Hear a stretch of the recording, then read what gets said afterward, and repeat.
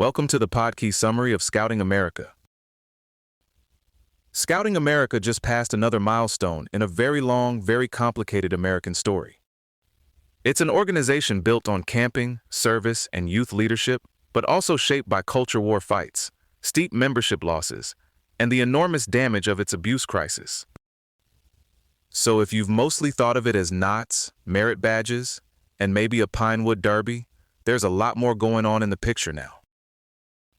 Scouting in the U.S. was founded on February 8, 1910, at a moment when a lot of adults were worried that city life was pulling kids away from outdoor skills, self-reliance, patriotism, and what they saw as character-building experience.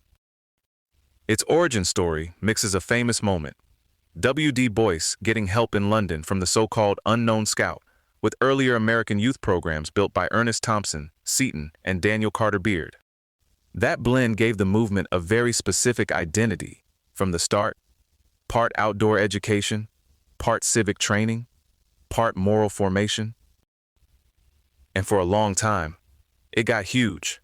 Membership peaked at more than 4 million youth in 1973. By 2025, it reported about 1,030,858 youth members and more than 400,000 adult volunteers, which is a much smaller number, but still makes it one of the biggest youth organizations in the country. Over its history, roughly 130 million Americans have taken part, so even people who haven't been involved in years often still have some personal connection to it through family, school, church, or their neighborhood. At its core, Scouting America says its mission is to help young people make ethical and moral choices throughout life, using the Scout Oath and Scout Law as the framework. In practice, the program is built around character, citizenship, personal fitness, leadership, self-reliance, and service. The distinctive part is how it teaches those things. It's meant to be experiential. Kids and teens camp, hike, sail, solve problems, do service projects, and run activities through patrols or crews, so leadership is supposed to be practiced, not just talked about by an adult with a clipboard. That youth-led idea is one of the movement's defining features. The point isn't that everything runs perfectly. Usually it does not. The point is that young people get real responsibility and learn by doing. The system also stretches across age groups, from Cub Scouts for ages 5 to 10 to Scouts BSA for ages 11 to 17, then venturing in Sea Scouts for ages 14 to 20. There are also specialized programs like STEM Scouts, Exploring, Lone Scouting, and offerings for about 100,000 scouts with physical or mental disabilities. Structurally, scouting has always been a little unusual. The local model works a bit like a franchise. Churches, civic groups, clubs, and schools' charter units provide meeting space, supervise volunteers, and in a practical sense own the neighborhood-level program. Above them, 242 councils handle things like training, insurance, camps, and professional support. Nationally, the organization also has a rare congressional charter under Title 36, signed by President Woodrow Wilson in 1916. That charter gives Scouting America unusual control over its name, symbols, badges, and insignia, along with some exemptions from antitrust restrictions. What it does not do is put Congress in charge of how the organization runs day to day, which is a detail that sometimes gets lost when people hear congressional charter and imagine a much more direct federal role. This whole system relied heavily on sponsoring institutions, and one of the biggest blows came when the Church of Jesus Christ of Latter-day Saints, which had been Scouting's largest single sponsor, ended its sponsorship after 2019. That move contributed to the loss of nearly 1 million scouts and leaders and made existing membership and financial problems a lot worse. Scouting's membership rules changed dramatically over the past decade after years of exclusion, public pressure, and legal battles. Gay youth were admitted starting in 2014. Openly gay adult leaders and employees in 2015. Transgender boys in 2017. And girls entered Cub Scouts in 2018 and Scouts BSA in 2019. Those changes didn't happen in a calm, tidy way. Companies, including Intel, UPS, and Merck, had withdrawn funding over the former exclusion of gay members and leaders, while conservative religious groups pushed back from the other direction and some left. Trail Life USA emerged as an explicitly traditional Christian alternative for families and churches that didn't want to stay with the new direction. One interesting piece of the picture is religion.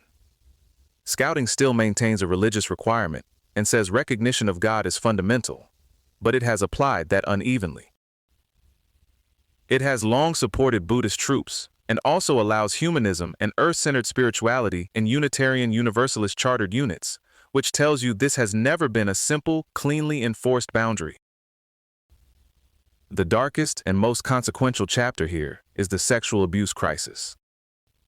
By the November 2020 bankruptcy deadline, more than 92,000 former Scouts had filed abuse claims tied to allegations of extensive abuse and repeat offenders going back decades. Scouting America filed for Chapter 11 bankruptcy on February 18, 2020, while facing hundreds of lawsuits. Insurers agreed to contribute $800 million in 2021, and the organization agreed to an additional $2.4 billion settlement in 2022, with survivor payments beginning in 2023.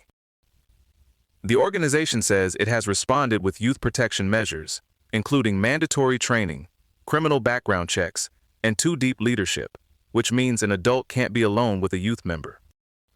Those rules are now central to how Scouting presents itself.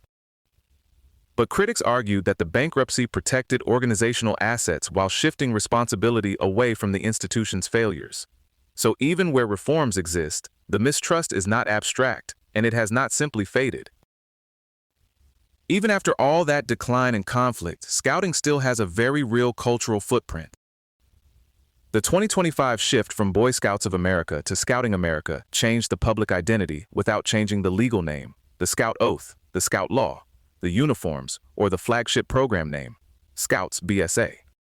The rebrand was basically an acknowledgement that regular programs have included girls since 2019, and the name needed to catch up with that reality. And the organization still has some striking statistics attached to its legacy. More than 2/3 of U.S. astronauts had some Scouting involvement, and 11 of the 12 men who walked on the moon were Scouts, which is one of those facts that sounds made up until you realize how wide the movement's reach used to be. Eagle Scouts have also been described as disproportionately represented among senators and disaster relief volunteers. Then there's service, which has always been a huge part of the civic identity.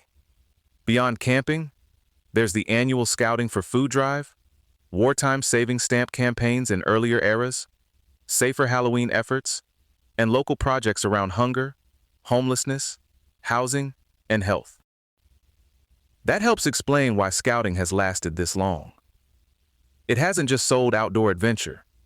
It has sold the idea that learning competence outdoors prepares you to contribute to your community. So the story of Scouting America now is really a story of legacy under pressure. It's still carrying a huge amount of cultural memory and community work, while also living with the consequences of decisions and failures that change the organization permanently. And honestly, that makes it a lot more than a nostalgia topic. It's a live question about what American civic institutions can keep, what they have to answer for, and whether they can rebuild trust after they've lost it. This episode was generated by Podkey. Create your own at podkey.fm.